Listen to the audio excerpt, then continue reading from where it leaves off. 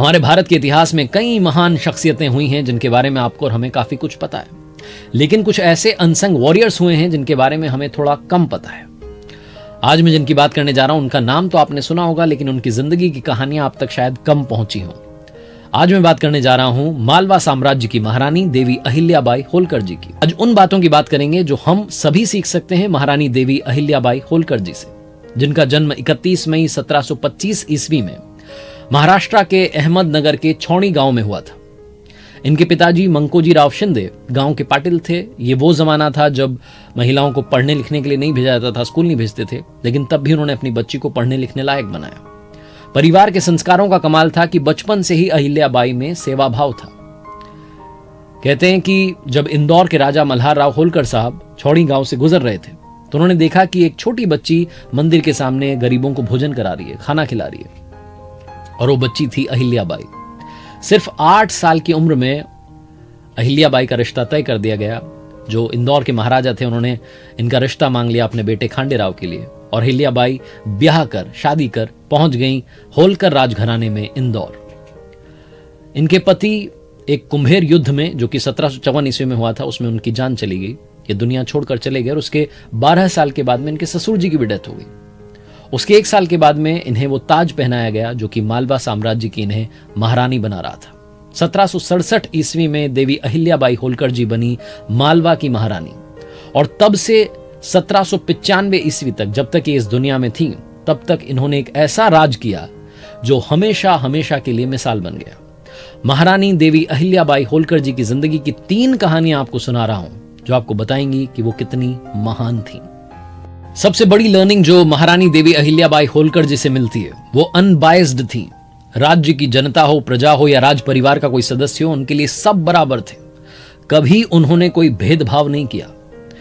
इंदौर की घटना है और लोक प्रचलित कथा है कि एक बार महारानी देवी अहिल्याबाई होलकर जी के जो बेटे थे मालोजी राव, उनका रथ निकला बाजार से और उस रथ से एक बछड़े की टकरा करके मृत्यु हो गई। जो बछड़े की मां थी गाय, वो दूर खड़ी थी।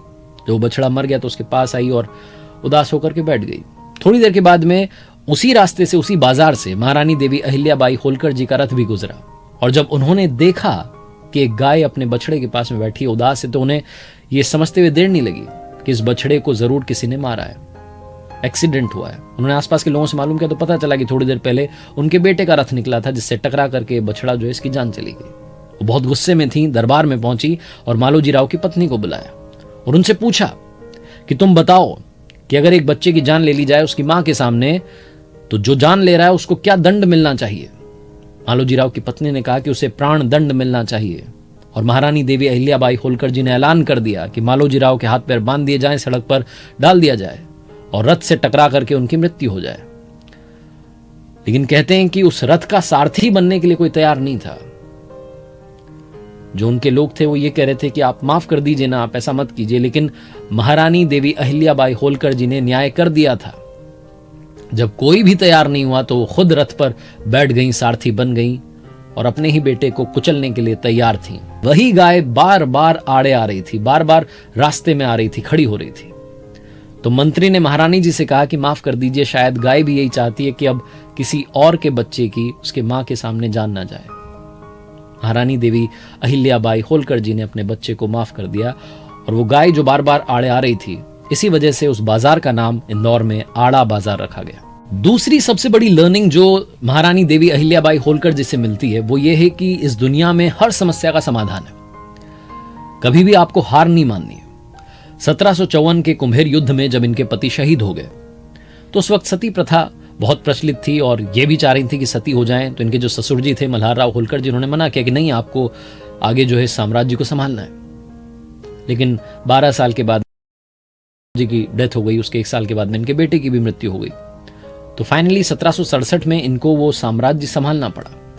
और जब ये इंदौर की महारानी बनी तो जो आसपास के पेशवा थे, राजा थे, उनको ये रास नहीं आया कि भाई एक महिला गद्दी पर बैठ गई।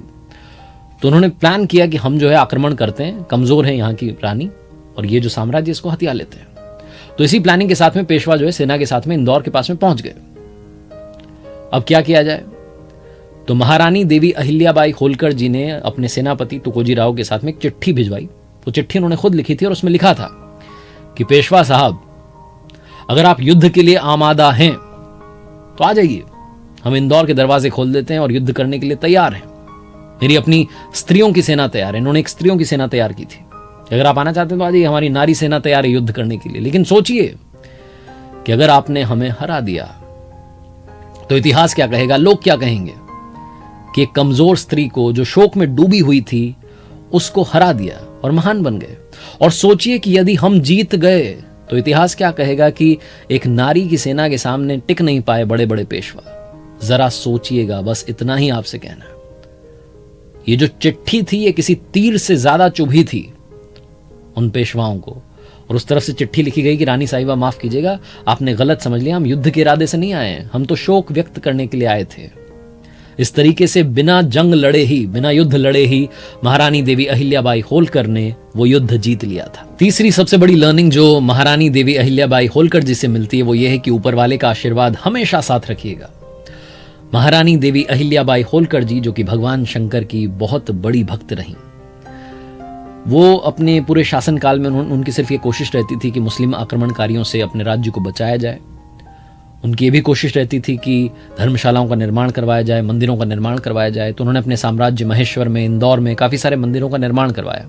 यहाँ तक कि जो मुस्लिम आक्रमणकारियों ने तहस नहस कर दिए थे मंदिर, उनका भी उन्होंने पुनर्निर्माण करवाया। जो सोमनाथ का प्रसिद्ध मंदिर है उसका भी उन्होंने पुनर्निर्माण करवाया था।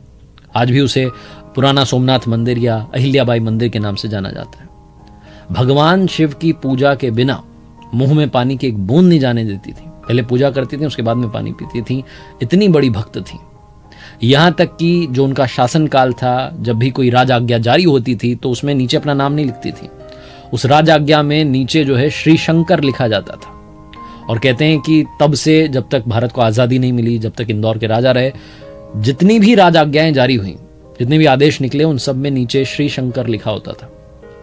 जो पैसे थे उन पर नंदी का चित्र था, जो वहाँ पर रुपये बने उन पर भगवान श्री शंकर का चित्र होता था, बिल पत्र बना होता था। तो इस तरीके से उन्होंने लगातार अपनी भक्ति को सबके सामने रखा, और जो आस्था भगवान में उन्होंने प्रकट की थी, बस उसी आस्था के दम पर वो पूरा शासनकाल उन्होंने चलाया।